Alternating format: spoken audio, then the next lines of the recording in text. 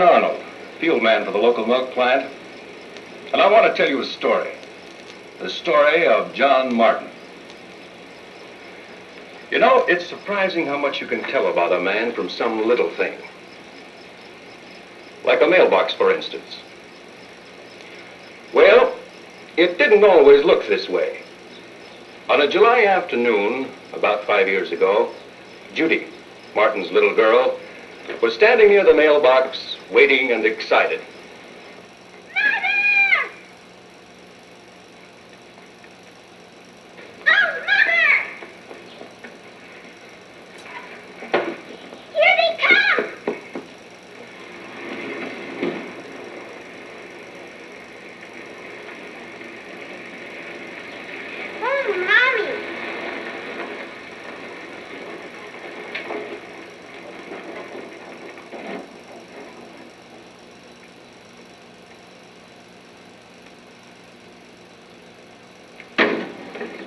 Well, you might as well turn her out to pasture, Dick.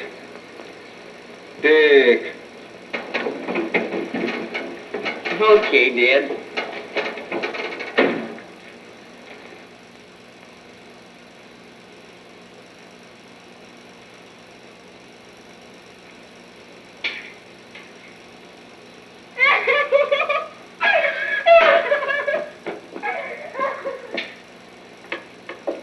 I knew this would happen.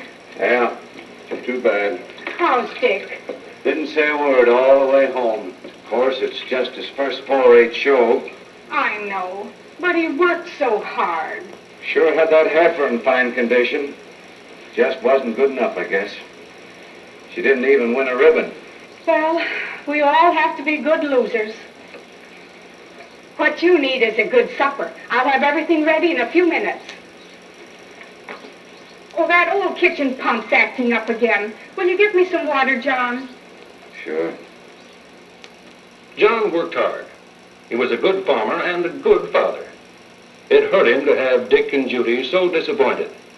He kept thinking about it, wondering what was wrong. That evening, after supper, after the chores were done, I called John on the telephone.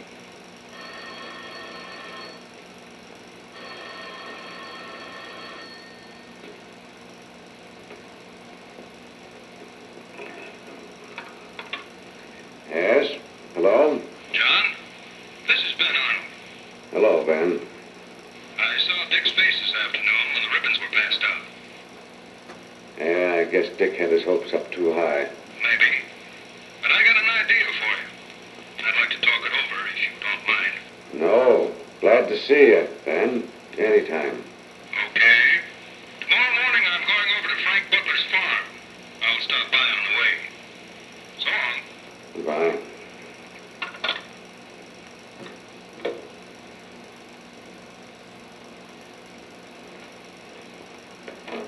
Who was that, John? Ben Arnold, field man. Ben Arnold. What did he want? Oh, he had something on his mind. Gonna stop by in the morning. Oh, by the way, Florrie, saw Betty Butler at the show this afternoon. Oh, how'd she look? All right, I guess. She had a mighty nice Holstein heifer. Took a blue ribbon in her class. Oh, that's nice, John. Hmm? What's the matter with you? Nothing, Florrie. Nothing. Did you say the kitchen pup was in trouble again? Oh, it needs new leathers, probably. But don't bother about it tonight. Well, I'll take a look at it anyway.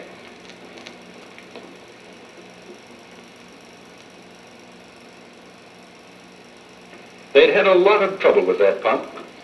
And somehow, as he stood there, the old pump in the kitchen was the Martin farm.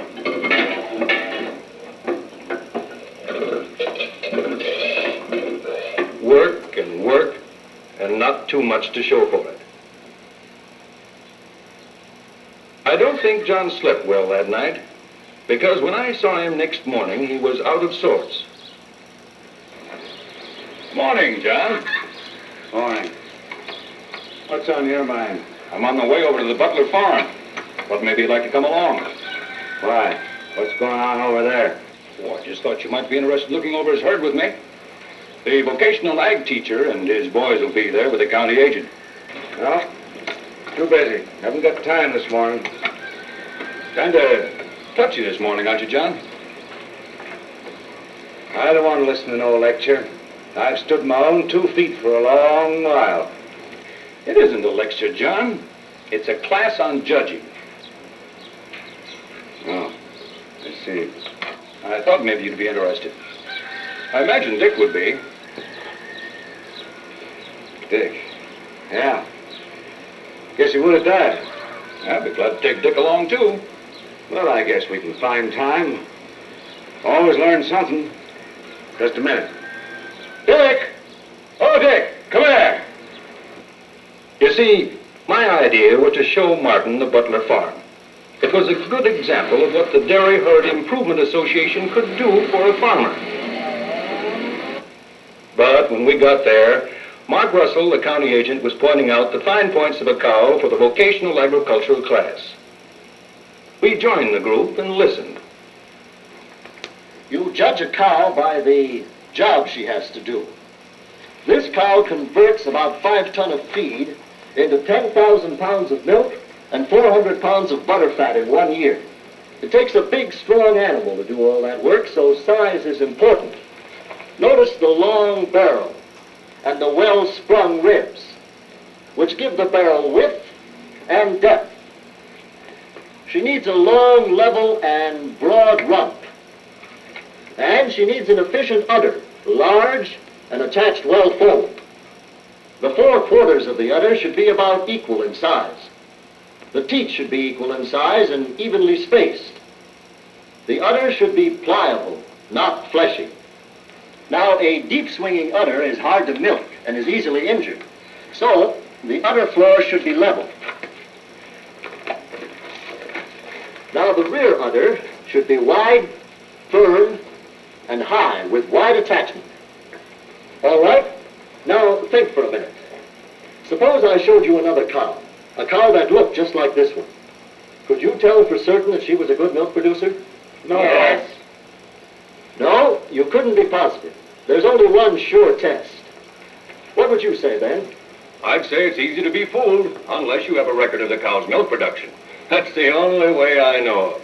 That's the only way anybody knows of, Ben. Well, after the class broke up, Russell talked to some of the boys, and Butler came over to where we were. Say, Frank, that's a fine-looking animal there. How many cows do you have that'll give 10,000 pounds? Oh, they're all pretty close. Some give a little more, some a little less. Would you like to see the herd? Sure. Well, come on, let's take a look. I sure found out where the borders were when I put my herd on test. Say, Frank, what do you think of these drinking cups? Well, you put water under a cow's nose, she'll drink all she needs. It means more milk. Yeah, but it means a water system, too. Sure, but you take Lucille here. Since I put in a water system, she went up almost 2 pounds a day. In fact, they all did. Look here, I'll show you. You can't argue with this. Let's see, Lucille. Now, here's her record. Looks like a lot of paperwork. Who keeps all the records? The tester. I stopped guessing 8 years ago. Joined the Dairy Herd Improvement Association. Brought the tester out here. We've kept a record of every cow ever since. How else are you going to know how many boarders you have? I don't know. I had 6. Oh, here's Mark Russell. You know the county agent, don't you, John? Sure. Fine group of boys you have there, Mark. Sure are. Thanks for the help, Ben. Oh, don't mention it. You can give the help right back. All right. Well, here's our problem. Every dairy is up against the same thing. Notice that terrific drop in our milk receipts during the fall and winter months. Nearly 40% below the flush. It's hard for us to meet the consumer's demand when that takes place. My production drops off some, but not that much. My milk check sure goes way down. Yes, but the drop doesn't have to be so steep. Fall freshening you have in mind, Ben? Bill Jones and Jim Rogers over in York Township have been breeding their herd to even out their production. The cows that freshen in the fall produce pretty evenly throughout the year. Matter of fact, their totals for the year are 700 pounds of milk higher. Yes, I've had bulletins on it. Seems very sound. It is. You say that it raises total production for the year? Yes, and gives our dairy plant the steady flow of milk we need the year around. There's another side to it. It means steady income from milk checks the year round. That's a point. What do you think, John? Well, anything that keeps a larger milk check coming is interesting to me. But No buts. It makes sense. Well, we better be gone. Dick! Oh, Dick! Coming. Well, I guess I'd better leave now. It was nice of you to come over. Gee, you've sure got a swell place here.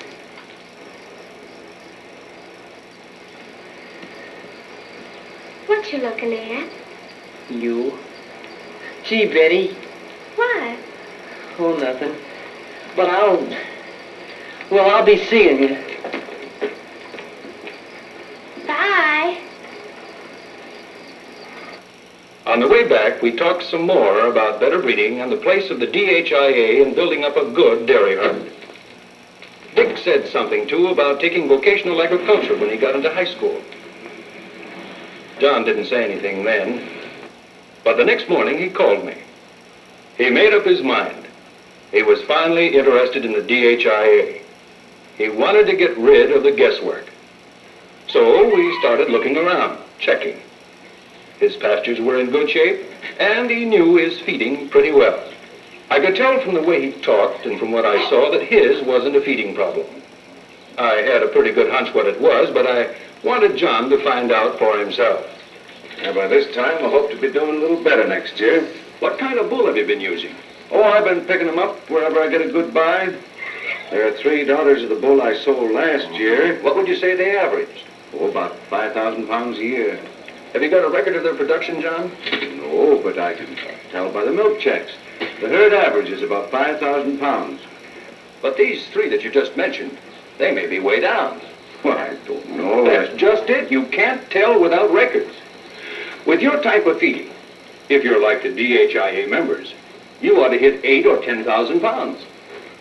That's good talk. I'd sure like to be producing like that.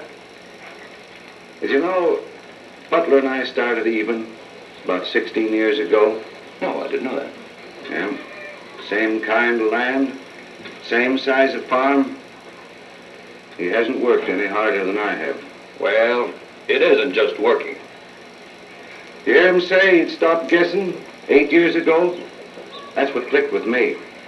Suppose I send the cow tester around. All right? I say, Ben, what do you think's wrong?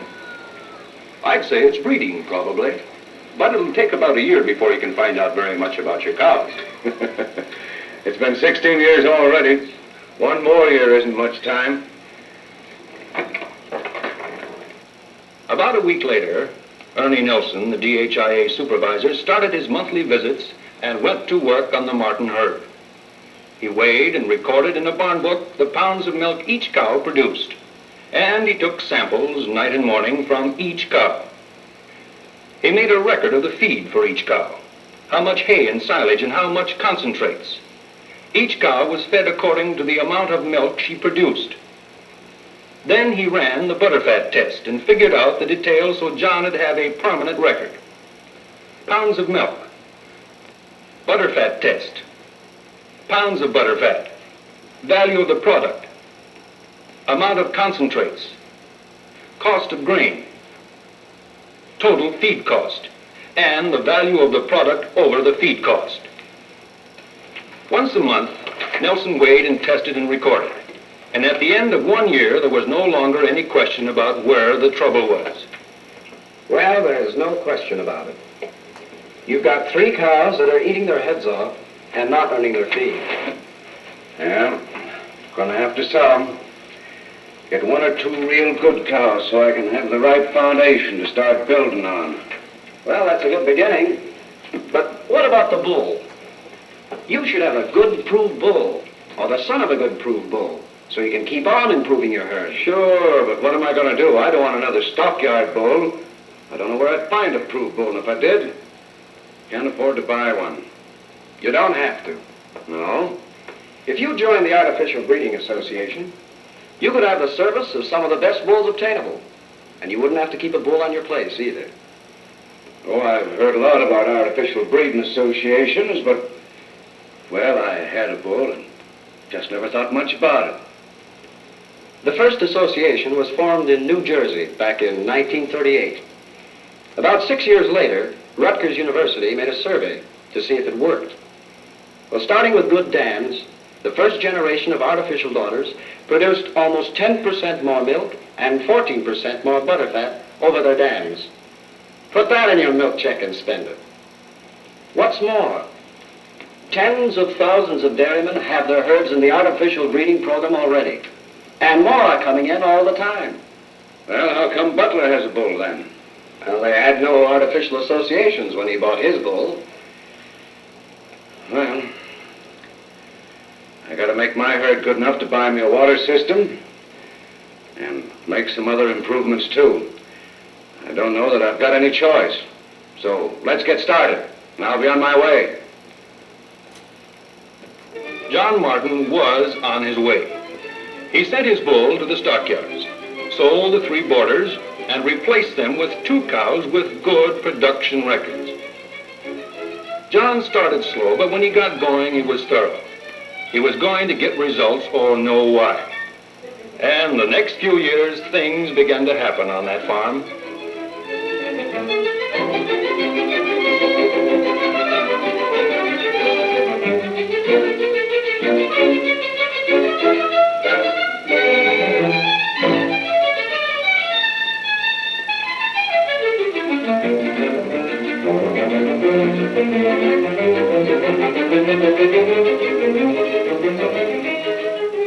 The first year, his cows produced about 1,000 pounds of milk over the national average.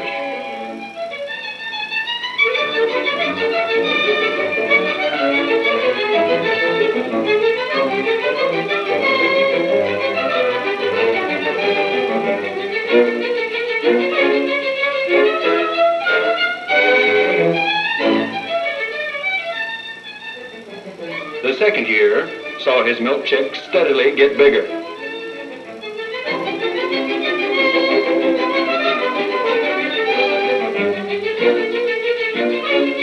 At the beginning of the third year, John put in a milking machine.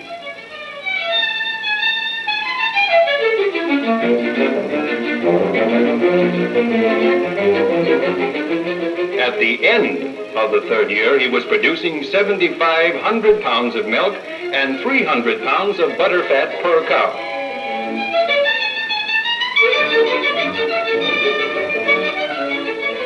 At the end of his fourth year, Martin could smile at his bank book.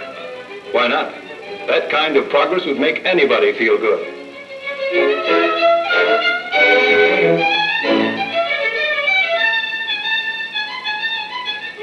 But what happened to the Martin farm wasn't all breeding and production and records.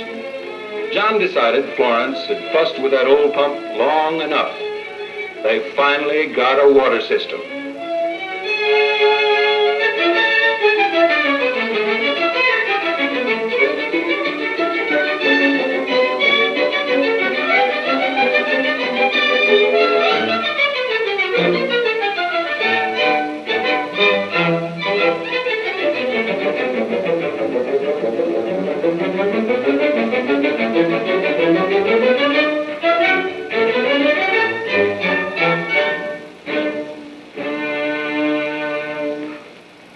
Been a lot of changes around the Martin farm. Dick's a senior in high school now, and he's pretty crazy about Betty Butler. They go around together a lot. Just the other day, they came back from another 4-H show.